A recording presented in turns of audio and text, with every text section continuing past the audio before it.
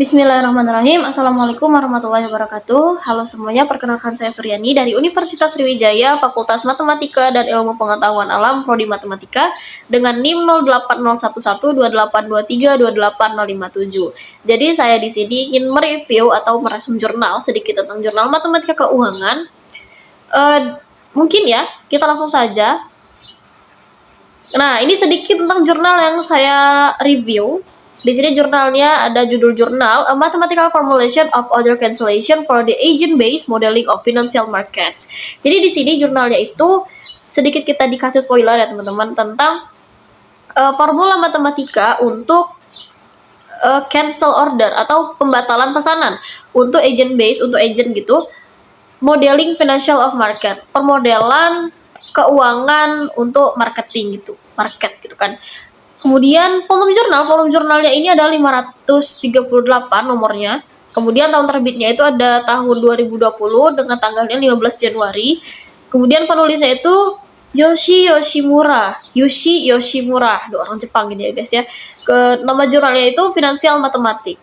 Oke, mungkin itu sedikit tentang jurnalnya. Kemudian ada tujuan penelitian. Saya merangkap tujuan penelitian dari jurnal si Yoshi Yoshimura ini tadi untuk mengembangkan model berbasis agent atau ABM yang dapat memproduksi distribusi power law pada waktu pembatalan pesanan di limit order book atau LOB.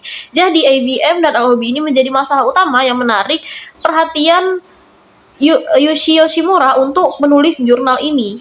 Kemudian tujuan penelitian ini adalah memahami pengaruh waktu untuk menunggu trader terhadap keputusan pembatalan pesanan.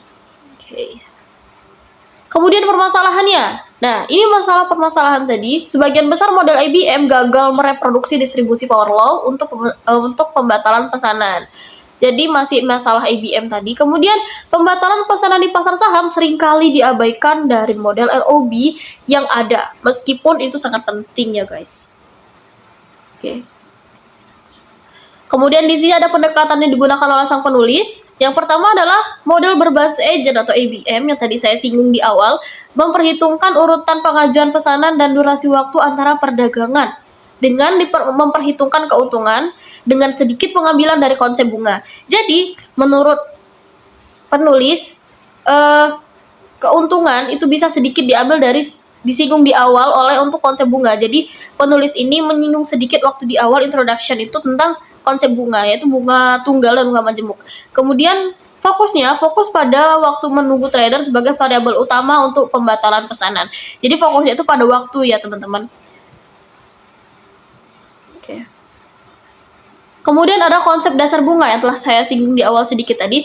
Bunga adalah kompensasi atas penggunaan modal atau uang. Kemudian digunakan dalam pinjaman, investasi atau obligasi tentunya. Adapun dua jenis bunga itu bunga tunggal atau simple interest, kemudian bunga majemuk atau compound interest. Oke, ini bunga tunggal. Sedikit tentang bunga tunggal. Konsep sederhana bunga tunggal itu bunga hanya dihitung berdasarkan pokok hutang tanpa melibatkan bunga yang diperoleh sebelumnya. Ini saya tuliskan di sini rumus bunga tunggal, ada I itu adalah bunganya P kali R kali T. Itu singkatnya seperti itu. Jadi ada bunga majemuk juga nih teman-teman. Bunga majemuk itu bunga yang dihitung berdasarkan pokok awal dan bunga yang dihasilkan dari periode sebelumnya, bunga di atas bunga. Jadi perbedaan sedikit tentang bunga tunggal dan bunga majemuk ini teman-teman. Kalau bunga tunggal, uang awalnya itu atau pokok awal yang dihitung itu seandainya 2 kali pembayaran. Waktu pembayaran kedua itu tidak bertambah. Kalau pembayaran kedua tidak ditambah, maksudnya bunganya itu tidak berbunga lagi. Tapi kalau bunga majemuk itu waktu pembayaran kedua, modal yang dikalikan itu adalah modal yang dibayarkan saat pembayaran pertama, seperti itu teman-teman. Oke, di sini saya tuliskan rumus bunga majemuk ya. Dengan A itu jumlah akhir, P itu jumlah pokok awal atau uang pembayaran awal, kemudian R itu tingkat bunga tahunan, M jumlah periode bunga, dengan T adalah waktu. Begitu teman-teman. Kemudian ada asumsi model. Setiap agen hanya bisa memiliki satu limit order di LOB.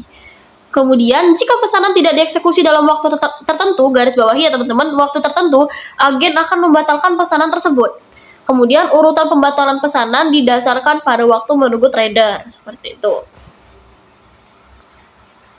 Kemudian rumus matematika pembatalan pesanan ini kita menggunakan distribusi law pertama. Dalam model ini, pembatalan pesanan didasarkan pada waktu tunggu trader. Model menggunakan distribusi Power Law, di mana semakin lama pesanan berada di LOB, tanpa dieksekusi, semakin besar kemungkinan pesanan akan dibatalkan nih teman-teman.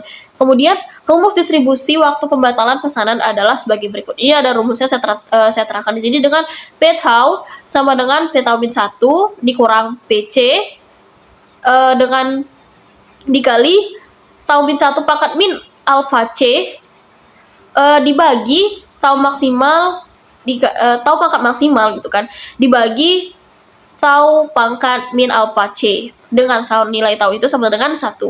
Kemudian persamaan itu dikurang dengan PM tau min 1 pangkat alpha M min alpha M, maaf teman-teman. Kemudian dibagi tau maksimal dikali tau pangkat min alpha M dengan nilai taunya sama dengan 1, sama saja. Kemudian di mana P tau adalah probabilitas keberadaan pesanan dengan waktu tunggu di LOB itu adalah tau. Kemudian PC dan PM adalah probabilitas bahwa pesanan dibatalkan atau dieksekusi. Kemudian alpha C dan alpha M adalah eksponen dari distribusi power law untuk waktu pembatalan yang dieksekusi. Oke, gitu teman-teman. Kemudian rumus matematika pembatalan pesanan tadi masih kelanjutan. Kita menggunakan asumsi keseimbangan. Model ini berasumsi bahwa LOB akan mencapai keadaan keseimbangan atau balance state gitu, di mana jumlah pesanan yang masuk dan keluar relatif stabil, begitu teman-teman. Dengan adanya keseimbangan, probabilitas pesanan baru untuk dieksekusi atau dibatalkan mengikuti pola yang tetap, seperti itu. Kemudian ada simulasi dan hasil.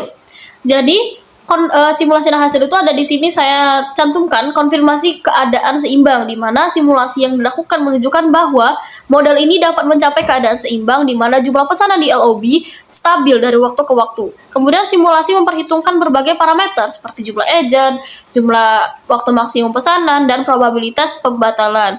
Kemudian hasil simulasi. Dalam keadaan seimbang, model ini berhasil mereproduksi distribusi power law untuk pembatalan pesanan dengan eksponen sekitar 2,1 sesuai dengan data empiris dari pasar saham yang diambil oleh sang penulis. Kemudian distribusi power law itu waktu pembatalannya, hasil simulasi menunjukkan distribusi waktu pembatalan pesanan mengikuti power law dengan eksponen alpha C sama dengan 2,1. Kemudian distribusi ini konsisten dengan data empiris yang menunjukkan bahwa pesanan yang dibiarkan lebih lama di LOB cenderung dibatalkan dengan peluang yang lebih besar. Kemudian distribusi waktu eksekusi pesanan. Meskipun simulasi berhasil mereproduksi distribusi waktu pembatalan pesanan, hasil simulasi tidak sepenuhnya berhasil untuk distribusi waktu eksekusi pesanan yang relatif dekat atau relatif dekat. Waktu eksekusi pesanan lebih pendek dalam pasar nyata dibandingkan hasil simulasi, yang berarti ada kurang eksekusi pesanan dengan waktu tunggu yang lebih pendek dalam model seperti itu. Oke.